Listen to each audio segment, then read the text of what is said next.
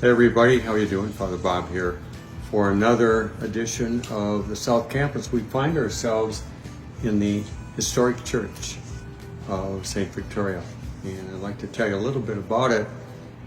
The church was built in 1872. Remarkable. And the steeple was added in 1884. Now I remember my first year here, I think it was the first spring, and there was a violent straight wind rainstorm with winds up to 80, in the excess of 80 miles an hour. The sky turned like green, and I thought, what's going to happen to that church? The winds hit, and I thought the steeple would be gone.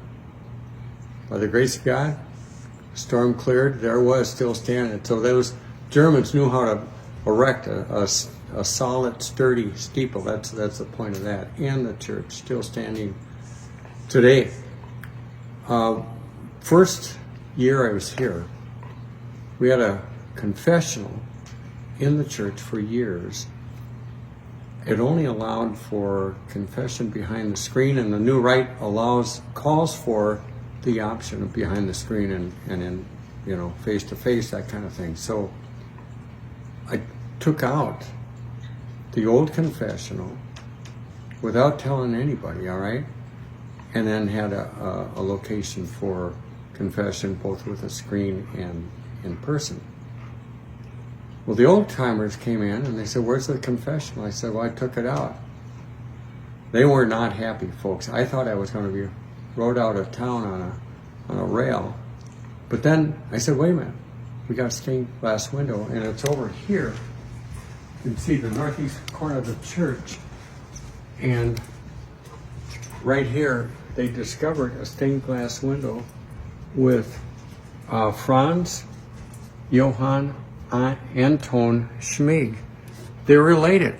All of a sudden I went from goat to hero. Father, our stained glass window is back. We forgot about this. So it all worked out good. And that launched my career here at St. Victoria, right? So let's take a look down here with more of the church. So, we got a little church that seats 200. But our little parish was growing at this time when I came, and there was no room to sit. And especially at Christmas. Remember, one Christmas, we had all the kids sit in the aisle. And it was filled from the altar straight back to the door with kids. We about fit everybody. But I think that was the Christmas that people knew, I think we're ready for a bigger church. Provided that this church stands, of course, that's a no-brainer. So we, as you know, we connected both churches. Now, very unique. We were a church. They must have had an outhouse in the old days, but we didn't have that anymore. We're the only church in the diocese, I'm going to say, without a bathroom, so they had to traipse over to the parish center, built in 1975 for $55,000.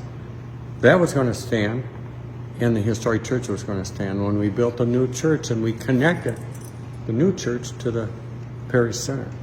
But that's how they found the restroom facilities. They'd walk over in the snow, winter, whatever. And so it all worked out. Some of the other things with the old days, every Mass getting bigger and bigger. People were standing. They were standing outside in the summer. Yep, in the winter it got a little cold, I must say, and I think someone just kept driving on to the next parish down the road. Our gathering space worked nicely in the summer. It was the sidewalk. Unlike most churches in Carver County, Catholic churches, many of them, Guardian Angels, Ascension, so forth, the old churches have steep steps going up to the church. We have just one step down.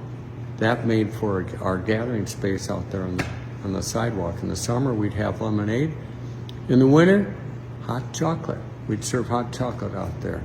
Our teens would do that. But it got more crowded, and eventually We built a new church, and the last Mass celebrated here in the historic church, Sunday Mass, weekend Masses, was the weekend of May 1st and 2nd, 2005. The next Sunday, we're dedicating our new church, and that'll be in our on upcoming episode of the South Campus. We'll talk about the new church.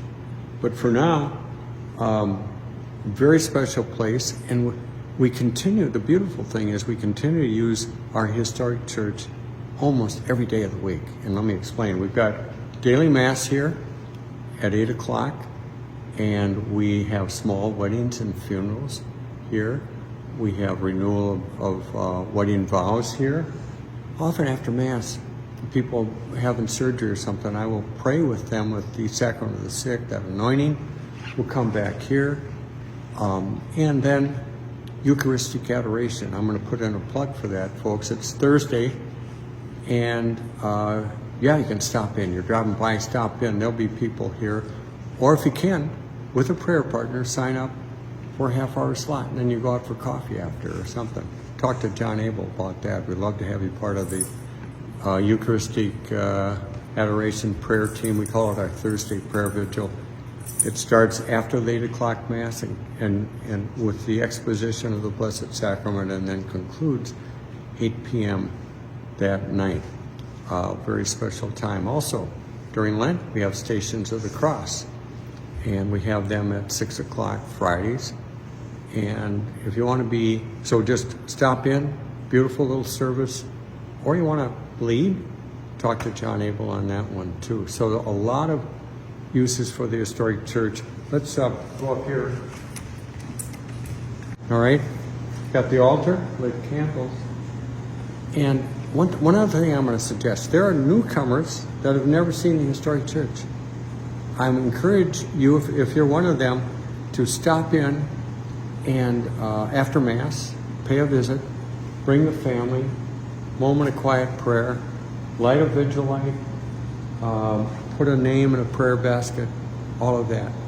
Or if you'd like, do that before Mass, and the person you'd like to dedicate your being at Mass that Sunday, that Saturday for, write their name, light the vigil light, say a prayer, and then come on and join us for Mass in the new church with our parish community. So there's a lot of uses for the historic church. That's my point. Stop in, make a visit if you're not familiar with it. Finally, let's sit here.